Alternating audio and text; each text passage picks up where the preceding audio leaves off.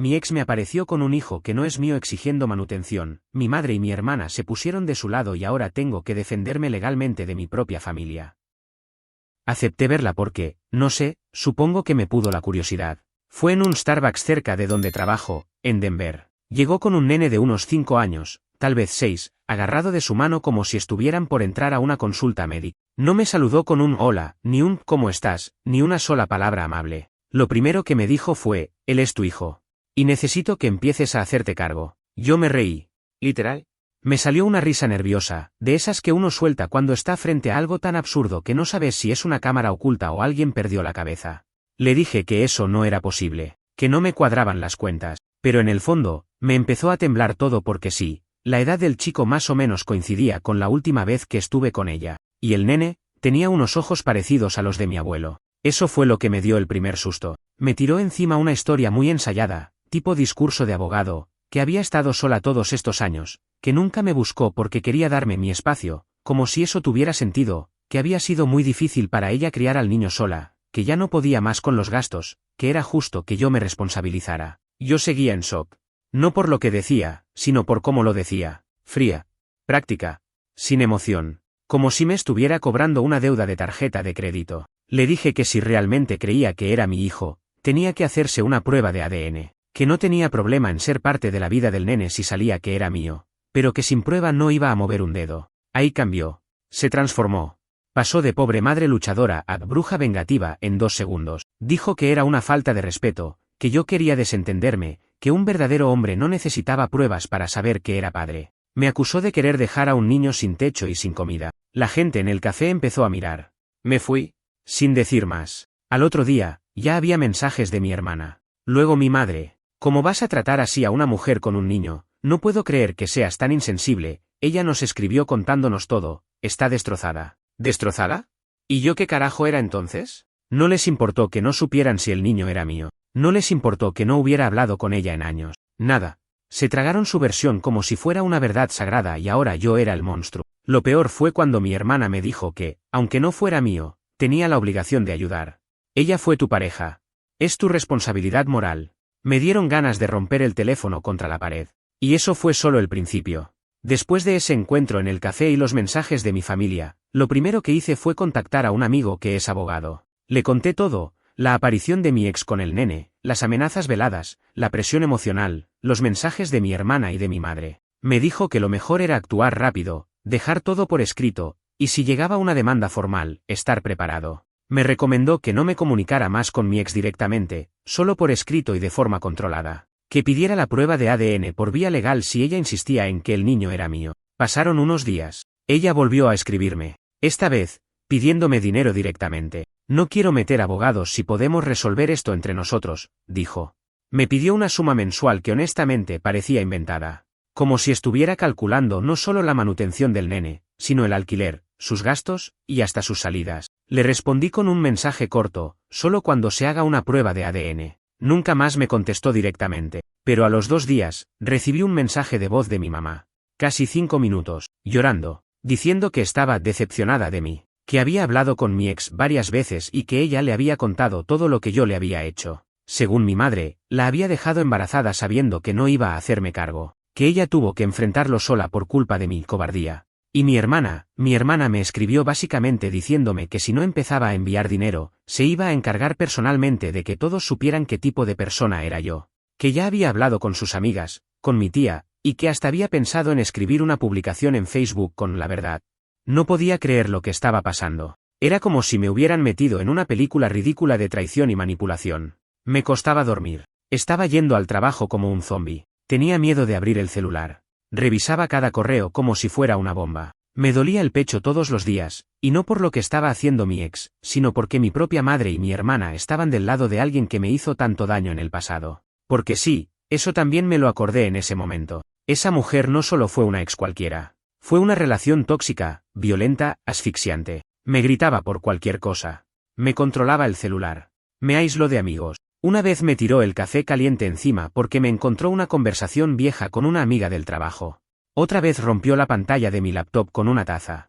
Y cada vez que yo trataba de irme, lloraba, pedía perdón, decía que tenía problemas, que yo era su todo. Me tomó años salir de ahí. Años. ¿Y ahora mi madre y mi hermana querían que le pagara todos sus gastos? ¿Porque sí? Porque la mujer les cayó bien. Me sentí estafado emocionalmente. No sabía qué hacer. Pero no pasó mucho para que la situación subiera a otro escalón. Una tarde, llegué a casa y encontré un sobre grande en el buzón. No tenía remitente. Adentro había una copia de una solicitud judicial. Mi ex había iniciado una demanda de manutención. Me estaba acusando formalmente de ser el padre del niño. En el texto decía que yo reconocía verbalmente la paternidad y que me estaba negando a contribuir económicamente por despecho. Volví a llamar a mi amigo abogado. Me tranquilizó. Me dijo que lo primero que íbamos a hacer era exigir la prueba de ADN como parte del proceso. Que no me preocupara. Que mientras no hubiera prueba, no había caso. Me mandó unos documentos para firmar. Empezamos a movernos. Y justo cuando creía que ya no podía haber más mierda, una noche suena el timbre de mi casa. Eran como las 9. Abro, y ahí está, mi madre, de pie en mi porche, con los ojos hinchados, el pelo desordenado, y con un bolso. Me dice que necesita quedarse unos días, que se peleó con papá porque él no entendía por qué ella apoyaba a mi ex, que necesitaba descansar. La dejé pasar. Preparé un té. Se sentó en el sillón y lo primero que dijo fue, ¿cómo podés tener el corazón tan duro, hijo? Me quedé mudo. Y lo peor fue lo que vino después. Esa noche no dormí nada. Tener a mi madre en el sillón, mirándome como si yo fuera el culpable de todo, me revolvió el estómago. Cada vez que cerraba los ojos, recordaba su frase, ¿cómo podés tener el corazón tan duro, hijo?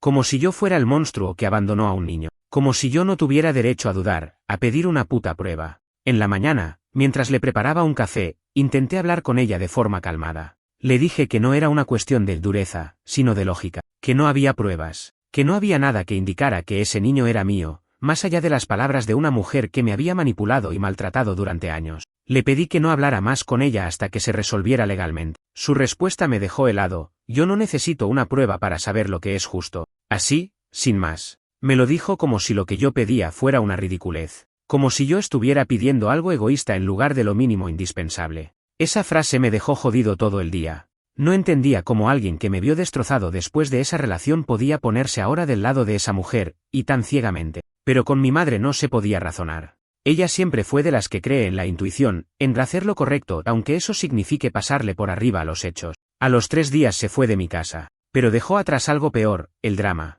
En el grupo de WhatsApp familiar ya había mensajes tensos. Mi tía diciendo que esperaba que lo resolviéramos en paz. Un primo mandándome un mensaje privado preguntando si era verdad que yo tenía un hijo escondido. Ni siquiera sabía que estaban hablando de eso con el resto de la familia. Y después vino el siguiente golpe, la prueba de ADN se hizo. Ella accedió, pero lo hizo de mala gana, como si fuera un trámite ofensivo. En el juzgado no me miró a los ojos. El nene estaba con ella, en silencio, agarrado de su ropa. Me dieron ganas de irme. No quería estar ahí. No quería ver a ese chico como si fuera un paquete en disputa. Quería irme a la mierda y olvidarme de todo. Pero me quedé. Firmé lo que tenía que firmar. Me tomaron la muestra. Y luego, a esperar. Fueron 3 semanas de ansiedad. Mi abogado me mantuvo al tanto. Me dijo que no dijera nada a nadie, que no publicara nada en redes, que simplemente esperara. Pero mientras tanto, mi hermana no paraba de escribir, cada día con más violencia. Me dijo que era un asqueroso, un inútil, un cobarde que ni siquiera sabe proteger a su propia sangre. Me acusó de haber destruido a mamá, de ser igualito a papá, lo cual no tenía sentido, pero a esas alturas ya ni importaba. Yo solo quería que saliera el resultado. Quería que se cerrara esa mierda de una vez. Y cuando llegó, fue como un suspiro que no podía soltar. El resultado fue claro, 0% de probabilidad de paternidad. No era el padre. No había margen de duda. No había error de laboratorio ni chance de manipulación. Simple y directo. Ese niño no era mío. Mandé el resultado escaneado por correo a mi madre, a mi hermana y al grupo familiar. Sin explicación. Sin comentarios. Solo el documento. Fue mi manera de decir, listo. Se acabó. Mi madre no respondió. Mi hermana explotó. Me escribió un texto de casi 2 páginas, diciendo que aunque la ciencia dijera eso, yo seguía teniendo una responsabilidad afectiva. Que ese niño iba a crecer con un vacío, y que yo era culpable. Que yo lo conocí, que lo vi a los ojos, y que a partir de ese momento ya era parte de su vida, lo quisiera o no. Que ahora que mi ex estaba tan vulnerable, si no la ayudaba, era un miserable. Me juró que no iba a parar hasta que todo el mundo supiera lo que yo era. Esa noche apagué el celular. No quería leer más. No quería pensar. Me tiré en la cama y miré el techo durante horas. No dormí. No comí. Solo estaba, cansado. Harto. Como si me hubieran arrastrado durante semanas por una carretera de piedras y ahora, con todo probado y cerrado, igual me seguían pegando. Pero ahí entendí algo. Esto no se iba a detener con un papel. Mi ex no iba a parar. Mi hermana tampoco. Y mi madre, por más que no dijera nada, ya había elegido su bando. Así que empecé a preparar lo que venía. Pasaron solo 2 días desde que se confirmó por ADN que el nene no era mío, y ya mi ex había empezado con la siguiente jugada. No sé cómo lo hizo, pero alguien, algún idiota con tiempo libre o alguna amiga metiche, la ayudó a conseguir el nombre del lugar donde trabajo.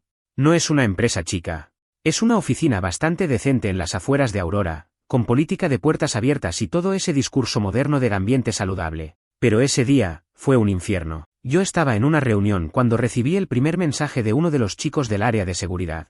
Hay 2 mujeres en recepción preguntando por ti. Están armando escándalo, ¿las conoces? Mi estómago se me cayó al piso. No hacía falta preguntar quiénes eran. Bajé. Me arrepentí en cuanto crucé el pasillo. Ahí estaban, mi ex y mi hermana, con un puto cartel, hecho con marcador negro y letras enormes. Tenía mi nombre completo y una foto mía que ni sé de dónde sacaron. El cartel decía, este hombre abandonó a su hijo. No es padre, es basura. Estaban gritando. En serio. A gritos, llorando, actuando, como si estuvieran en una telenovela de King. Decían que yo había dejado a un niño inocente sin techo, que los hombres como yo deben ser expuestos, que era un cobarde, un insensible, un monstruo. Tuve que contener las ganas de romper una ventana. Respiré hondo. Pedí que llamaran a seguridad. A los 5 minutos, estaban siendo escoltadas hacia la salida. Mi jefe bajó. Me miró con esa cara que mezcla decepción y preocupación corporativa. Le mostré todo. El ADN, los documentos, los mensajes que me había estado mandando mi ex. Hasta le mostré parte del correo que envié a mi abogado. Me creyó. Pero también me dio una advertencia, esto no puede volver a pasar. Si vuelve a pasar, estamos en problemas. Problemas que pueden incluir tu puesto. Ese día fue uno de los más jodidos que viví. Porque ya no era solo una historia privada. Ya no era una pelea familiar ni un conflicto entre 2 ex. Ahora era público, social, laboral. Y lo peor, intencional. Me fui a casa con la cabeza explotada. Pensé en tomarme unos días, pero no podía. No en medio de ese caos. Esa noche hablé con mi abogado y decidimos empezar a redactar algo serio. Una denuncia formal por acoso. Una advertencia legal con todos los documentos adjuntos. No solo contra mi ex, también contra mi hermana. Porque ya no era una espectadora. Ya era cómplice activa. Mientras eso avanzaba, en redes sociales empezaron los susurros. Mi hermana publicó una historia en Instagram con frases tipo, el abandono no es solo físico, también es emocional. Los hombres que huyen de sus responsabilidades deberían ser juzgados por todos. Y una foto borrosa del cartel que usaron afuera de mi trabajo. No decía mi nombre, pero sí se entendía que era sobre mí. Y la gente compartía. Comentaban. Algunos hasta le aplaudían. Una parte de mí no quería meterme en esa pelea digital. Pero otra parte, no aguantaba más. Le respondí desde una cuenta secundaria que uso para leer cosas sin que me identifiquen. Le puse, tu hermano no es el padre. Hay una prueba de ADN que lo demuestra. Estás haciendo el ridículo. Me bloqueó en menos de 2 minutos. Al otro día, ella misma publicó que estaba recibiendo mensajes de trolls y misóginos que intentaban silenciarla. Todo esto me tenía al límite. Una tarde, mi padre me llamó. No hablamos casi nunca. Él siempre fue de esos tipos silenciosos, más presencia que palabras. Me dijo solo una cosa, no te mereces esto. Pero tu madre y tu hermana están convencidas. Y no vas a poder sacarlas de ahí. Esa llamada me dejó pensando por horas. Él sabía que todo era una locura, pero no iba a hacer nada al respecto. Porque él siempre fue así, no se mete. No dice. No se expone. Prefiere el silencio, aunque todo se derrumbe. Siempre lo hizo. Cuando era chico y mi hermana me gritaba o me humillaba delante de todos, él se paraba y se iba al garaje. Cuando mi madre me acusaba de ser egoísta por tener mal carácter, él solo apagaba la tele. No defendía. No discutía. Solo se salía. Y ahora igual. Lo peor de todo fue lo que vino después. Mi abogado presentó la denuncia. Todo correcto. Todo limpio. Esperábamos que eso las asustara, que frenaran. Pero no. Solo las puso más locas. El día que me di cuenta de que esto no iba a terminar fácil fue cuando recibí una notificación oficial en mi casa, una nueva demanda, esta vez no solo por el abandono afectivo, que no tiene ni pies ni cabeza, sino por daño moral. Y lo más enfermizo, venía firmada no solo por mi ex, sino también por mi hermana. Sí, leyeron bien. Mi propia hermana me estaba demandando. Argumentaban que por negarme a apoyar emocional y económicamente a un niño vulnerable, había provocado un perjuicio no solo en la vida de la madre, sino también en el entorno familiar. Esa mierda estaba redactada como si yo hubiera asesinado un gatito en público. Y todo basado en nada. Cero pruebas. Solo una narrativa retorcida que ya nadie en su sano juicio podría sostener, pero ella sí.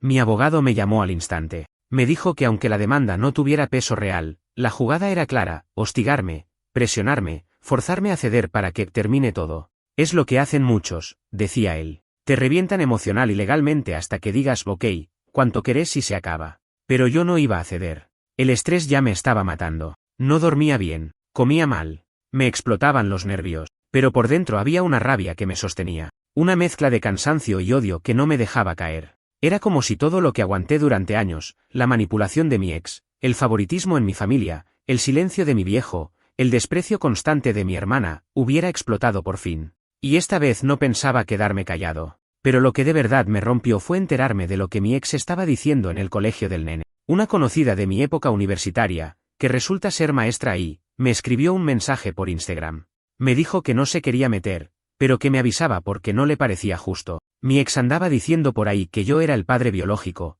que me negaba a ayudar, y que por eso el niño tenía crisis de ansiedad. Que yo tenía plata de sobra pero prefería gastarla en vicios antes que darle lo que le correspondía a mi propio hijo. El pibe tenía 5 o 6 años, y ya lo estaban usando como escudo, como marioneta, como excusa para arrastrar más gente a su novela barata. Tuve que sentarme. Literalmente, me dio un mareo, porque una cosa es el daño que te hacen a vos. Otra, muy distinta, es ver cómo alguien destruye a un nene para ganar una guerra estúpida. No sé ni cómo explicarlo. Me dio asco. Me dio rabia. Me dio una tristeza de esas que no se van con nada. Mandé un correo a mi abogado para sumar eso a la denuncia. Le pedí que lo metiera todo: acoso, difamación, uso de un menor para chantaje, lo que fuera. Todo. Me daba igual si llevaba meses. Iba a llegar hasta el final. Lo que no sabía es que en ese momento se estaba cocinando la peor de todas. Mi madre me llamó al día siguiente. Me habló como si nada de todo esto estuviera pasando. Me preguntó si iba a ir a la cena familiar de cumpleaños de mi sobrino, el hijo de mi hermana. Le dije que no quería ver a nadie, que no quería compartir una mesa con alguien que me estaba demandando, ni con alguien que, sabiendo que todo era mentira, igual seguía defendiendo esa mentira. Ella se quedó en silencio unos segundos, y me soltó una joya que todavía no puedo creer. Hijo, ya hiciste tu punto. ¿Ya la hiciste sufrir? ¿No es suficiente? Ya está. Deja todo esto atrás. Tuve que preguntarle 2 veces si estaba hablando en serio. ¿Ella pensaba que yo había hecho sufrir a mi ex? Ella pensaba que yo era el que debía dejar todo atrás. Después de haber sido expuesto, difamado, acusado falsamente, y arrastrado a juicio por 2 personas que sabían que todo era mentira. No era suficiente. No iba a dejarlo atrás. Y fue ahí cuando decidí cortar. Cortar todo. Bloqueé a mi madre, a mi hermana, a mi ex, aunque ya estaba. Saqué a todos los contactos comunes de mis redes. Cambié mi número de teléfono. Le dije a mi abogado que iniciara todas las acciones posibles. Orden de alejamiento, denuncia penal por difamación, lo que diera. No me importaba si tenía que meterme en años de juicio. Yo ya estaba roto, así que ¿qué más daba? ¿Y saben qué fue lo último antes del silencio? Una carta. Una puta carta física, escrita a mano por mi hermana. 3 hojas. Me decía que si seguía con esto, iba a destruir a mamá. Que estaba matando a la familia. Que si yo tenía corazón, frenara todo. Y al final, una frase que todavía me taladra la cabeza. No todo en la vida es la verdad. A veces hay que actuar con amor, aunque duela. Después de la carta de mi hermana, algo dentro mío se apagó. No sé si fue el cansancio, la rabia o simplemente llegar al límite. Pero se sintió como cruzar una línea invisible. Dejé de esperar que esto se arreglara. Dejé de pensar que en algún momento mi madre iba a pedirme disculpas, o que mi hermana iba a entrar en razón. Entendí, finalmente, que ya no había familia. Lo que quedaba era solo gente con mi apellido haciendo fila para romperme la vida. Así que seguí adelante con todo. El abogado metió las denuncias. Contactamos a Recursos Humanos en mi trabajo para documentar el incidente con mi ex y mi hermana en la recepción. Presentamos las pruebas del ADN, los mensajes, los posteos, todo. También conseguimos declaraciones de 2 vecinos que las vieron merodeando por mi cuadra 2 veces, aparentemente sacando fotos. La denuncia por acoso fue aceptada. Se tramitó una orden de restricción temporal contra las 2. Cuando se enteraron, explotaron. Mi hermana publicó en sus redes un texto que parecía escrito por una adolescente rota, que su hermano la traicionó, que ahora vivía con miedo porque yo había usado la ley para silenciar a una mujer. La típica narrativa de víctima total. Comentarios de gente que ni conozco decían cosas como, te creemos, qué valiente sos, los hombres así deberían estar presos. Y ahí fue cuando entendí el alcance de la mentira. Ya no era solo un conflicto familiar. Era un personaje inventado que se estaba comiendo mi identidad real. Un monstruo que ellas mismas habían creado para ganar atención, empatía, lo que sea. No se trataba de justicia, se trataba de tener la razón en público. Un amigo me recomendó que me grabara en vídeo, explicando todo, por si algún día necesitaba aclararlo con pruebas. ¿Lo hice? No lo publiqué, pero lo grabé. 40 minutos, contando todo. Desde que esa mujer apareció con el pibe en el Starbucks hasta el momento en que tuve que pedir protección legal. Está guardado. No para venganza. Para no olvidarme. Para no caer en la trampa de perdonar lo imperdonable más adelante. Ya me conozco. Y mientras todo eso pasaba, empecé a perder más cosas. Mi salud mental estaba en el piso. Tenía pesadillas con tribunales, con gente señalándome en la calle. Empecé a tener ataques de ansiedad en el trabajo. Me mandaron a casa una semana con recomendación de terapia. Me dieron pastillas para dormir. Y la guinda del pastel fue una carta de mi madre. Ni siquiera tuvo los huevos de llamarme. Mandó una carta escrita a mano, como si fuera 1950. Me decía que estaba profundamente herida por mis decisiones, que nunca pensó que iba a tener un hijo que le diera la espalda a su sangre, que lo único que ella hizo fue tratar de proteger a una mujer que estaba sola, que mi hermana estaba al borde de una crisis nerviosa por todo esto y que yo, como hombre, tenía la responsabilidad de poner fin a este infierno legal. Todo giraba alrededor de ella, ni una sola palabra preguntando si yo estaba bien, si podía dormir, si me sentía seguro, si tenía ganas de seguir adelante con todo esto. Nada. Era todo sobre lo que ellas estaban sufriendo. Y eso me destruyó de una manera que ni siquiera el juicio lo logró. Porque entendí que mi familia no me conocía. No sabían quién era. No les importaba mi historia. No sabían cómo me sentía. Me veían como una extensión de lo que ellas necesitaban. Un proveedor. Un culpable. Un obstáculo. Lo que fuera, menos una persona. Y eso, a esta edad, después de tantos años, fue una cachetada que no esperaba. Cancelé toda reunión familiar. Navidad, Año Nuevo, cumpleaños. No voy más. Les avisé por correo. Directo, sin adornos. No quiero volver a compartir mesa con gente que eligió creer una mentira sabiendo que era mentira. No hay vuelta atrás. Silencio. Ni una respuesta. Nada. Y por primera vez en semanas, dormí 6 horas seguidas. Pasaron unos meses desde que corté todo contacto. Lo primero que sentí fue alivio. Como si alguien finalmente hubiera bajado el volumen de una radio que llevaba años sonando en mi cabeza. No más llamadas, no más mensajes llenos de culpa, no más acusaciones absurdas. El silencio no es paz del todo, pero al menos me dejó respirar. El juicio por acoso siguió avanzando. Mi abogado me mantuvo al tanto de todo. La orden de restricción fue extendida a largo plazo. Se notificó formalmente a mi ex y a mi hermana. Por un tiempo, desaparecieron de todos lados. Ni un mensaje, ni una publicación, ni una mirada de lejos. Nada. Como si se hubieran desvanecido. Pensé que tal vez, finalmente, habían entendido. Que quizás estaban recapitulando sus decisiones. Que se les había acabado la energía o que al menos alguien a su alrededor les había dicho que ya estaba, que se detuvieran. Pensé mal. Un día, al salir del trabajo, encontré algo pegado al parabrisas de mi auto. Era una hoja impresa, doblada en 4. Un flyer. En él, mi cara, un montaje trucho con una cárcel de fondo, y el texto, no olviden a los que huyen de sus responsabilidades. Este hombre abandonó a su hijo y culpa a la madre. Sin firma. Sin contacto. Pero no hacía falta. Era ella. O mi hermana. O ambas. Revisamos las cámaras del estacionamiento. No se veía mucho, pero se detectó un auto sospechoso. Mi abogado lo sumó al caso. Pero ya estaba claro, no se trataba de una pelea sobre un niño. Era una guerra de desgaste. Una vendetta. Un castigo por no haber aceptado el rol que me quisieron imponer. Y eso me puso a pensar. ¿Por qué tanto odio? ¿Por qué esa necesidad de destruirme? No soy millonario, no tengo un apellido famoso, no les debo nada. ¿Por qué seguir? Y ahí entendí algo que me costó admitir, porque no me dejé dominar. Durante años, mi ex me manejó con chantaje emocional, gritos, promesas y amenazas. Cuando corté con ella, pensé que se había terminado. Pero no, solo estaba esperando. Esperando el momento justo para volver, con más poder, con una excusa sagrada, un hijo. Y cuando le quité eso con una prueba de ADN, lo tomó como traición. Y mi familia, nunca fue neutral. Nunca fueron mediadores. Siempre buscaron que me adaptara, que encajara, que dijera sí aunque me cagaran la vida. Cuando no lo hice, me marcaron como el enemigo. Yo era el rebelde. El que no aceptaba el relato. El que pedía pruebas en lugar de tragarse la culpa. Y eso, para ellos, era imperdonable. Mientras procesaba todo eso, empecé terapia, de verdad. Con compromiso, 2 veces por semana. No para curarme, sino para entender. Para dejar de cargar con preguntas sin respuesta. Para sacarme de encima la necesidad de que mi madre o mi hermana algún día me entiendan. Spoiler, no lo van a hacer. Y ya no me importa.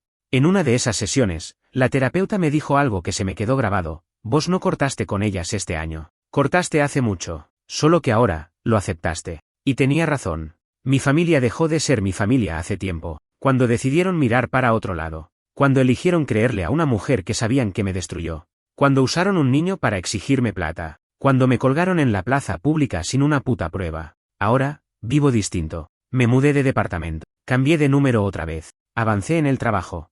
Tengo una rutina. Salgo a correr. Aprendí a cocinar un par de cosas que no me matan. Estoy solo, sí, pero no vacío. ¿Y ellos? Bueno. La semana pasada recibí un correo del abogado. Mi ex retiró la demanda. Sin explicación. Sin disculpa. Solo eso. Como si hubiera decidido que ya no le convenía. O como si hubiera encontrado a otro tipo al que arruinarle la vida. ¿Qué sé yo? No me importa. Lo que me importó fue otro detalle. Mi hermana no la retiró. Ella sigue. Sola.